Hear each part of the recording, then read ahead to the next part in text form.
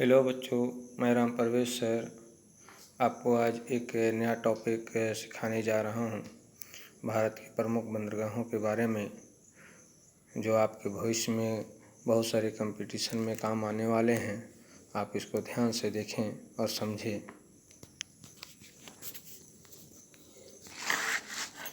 सबसे पहले आपको भारत के पश्चिमी तट पर गुजरात के कच्छ के खाड़ी के सामने कांडला बंदरगाह स्थित है। और कांडला बंदरगाह को याद रखने का सबसे अच्छा तरीका है कि ये जो क्षेत्र है पाकिस्तान का क्षेत्र है, और पाकिस्तान का क्षेत्र सीमाना सटने के कारण यहाँ हमेशा कुछ न कुछ कांड होते रहता है। इसलिए इसका नाम कांडला आसानी से याद रह सकता है। और कांडला एक ऐसा बंदरगाह है जो सबसे मुक्त व्यापार के रूप में इसका प्रयोग किया जाता है। इसके नीचे जब हम आते हैं महाराष्ट्र की राजधानी आप जानते ही हैं। महाराष्ट्र की राजधानी मुंबई, और ये मुंबई जो है सो सबसे बड़ा समुद्री पतन के रूप में हमारे भारत में स्थित है। और सबसे व्यस्त रहने वाला बंदरगाह भी मुंबई है। इसकी व्यस्तता को कम करने के लिए उसके नीचे, ठीक उसके नीचे एक और बंदरगाह जो कृत्रिम रूप से बनाया गया है, इसका नाम है नन्हुआ नोआ। इसे पंडित जवाहरलाल नेहरू बंदरगाह के नाम से जाना जाता है, और यह पूर्णतः मशीनीकृत बंदरगाह के रूप में जाना जाता है। इसके नीचे जैसे आते हैं गोवा, महाराष्ट्र के बाद गोवा है। गोवा में एक मात्र बंदरगाह है मरमा गाँव, और उसके नीचे ठीक आते हैं कर्नाटक की राजधानी बंगलौर, और बंगलौर से ही मिलता जुलता ये शब्द है जो मंगलौर है। ये ठीक मिलता जुलता शब्द मंगलौर है। और इसी के नाम से हम बंगलौर के नाम से ही मंगलौर को याद कर सकते हैं।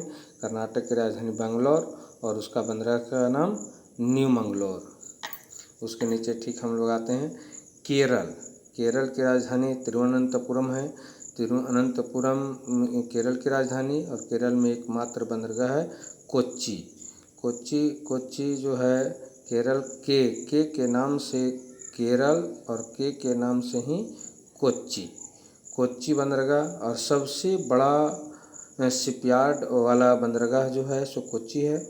इसके नीचे ठीक हम लोग आते हैं तमिलनाडु में नीचे तूतीकोरिन, और यह पूर्णतः कृत्रिम रूप से बनाया गया है तूतीकोरिन। और इसके ऊपर एक और है भारत की राजधानी चेन्नई और एन्नौर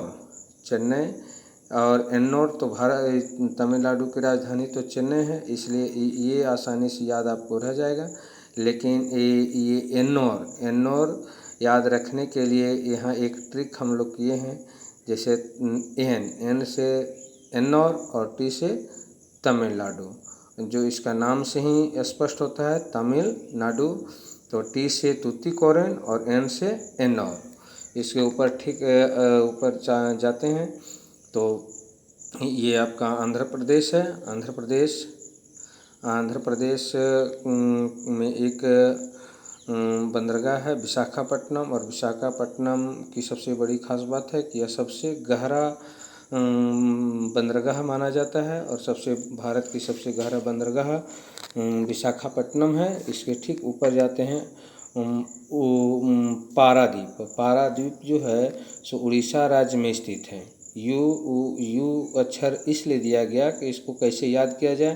तो इधर जो आप देख रहे हैं द्वीप है, द्वीप में यहाँ से कैसे उड़कर जाएंगे, पार कैसे करेंगे, तो उड़कर, इसलिए इसको यू मतलब उड़ीसा, और उड़कर द्वीप पार करेंगे। तो हो गया द्वीप के पार जाना है, तो कैसे जाना है, तो उड़कर जाना है। तो इसलिए इसका नाम रखा गया पारदीप, उड़ीसा में पारदीप। इसके ठीक ऊपर जाते हैं कोलकाता जो है सो हुगली नदी के तट पर स्थित है, और यह उथला क्षेत्र होने के कारण यहाँ एक प्राकृतिक बंदरगाह कोलकाता के रूप में विकसित हुआ है, जो पश्चिम बंगाल में है। इन सब चीज़ों के बाद कुछ प्रश्न हैं जो भर के सामने आता है। इन प्रश्नों को इन प्रश्नों को आप ध्यानपूर्वक देखेंगे। भारत का सबसे बड़ा बंदरगाह जो है विशाखापट्टनम, और भारत का सबसे बड़ा शिपयार्ड बंदरगाह कोच्चि। कांडला बंदरगाह कहाँ पर स्थित है? तो अभी बताए थे कच्छ के खाड़ी में। जैसे यहाँ आप देख सकते हैं, ये जो है ये कच्छ के खाड़ी है, तो कच्छ के खाड़ी में कांडला बंदरगाह, वही प्रश्न यहाँ है।